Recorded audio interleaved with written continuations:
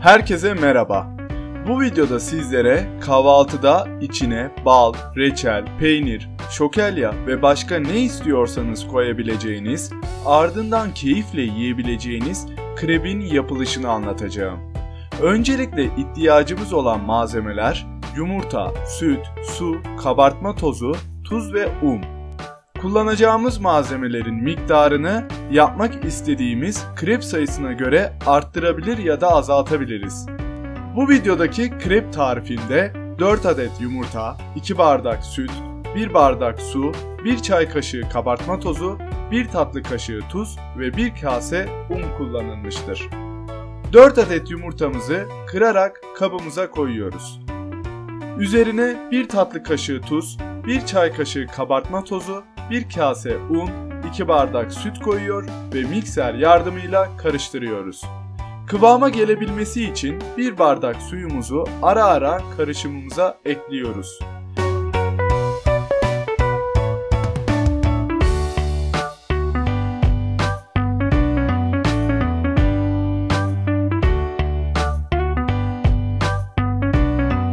Yapmış olduğumuz karışım uygun kıvama geldiğinde bu şekilde görünüyor.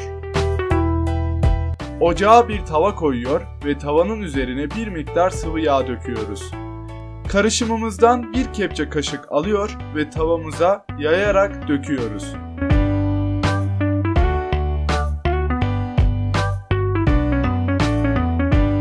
Orta ateşte krebimizi pişiriyoruz.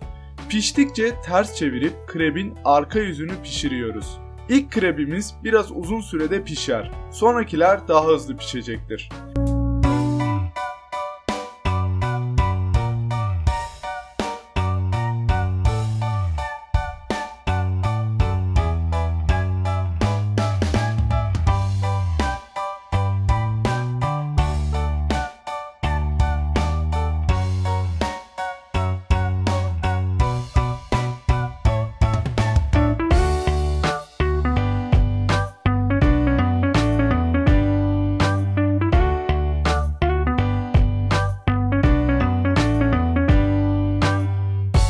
Böylece 1, 2, 5, 10 derken elimizde bir sürü krebimiz oluyor.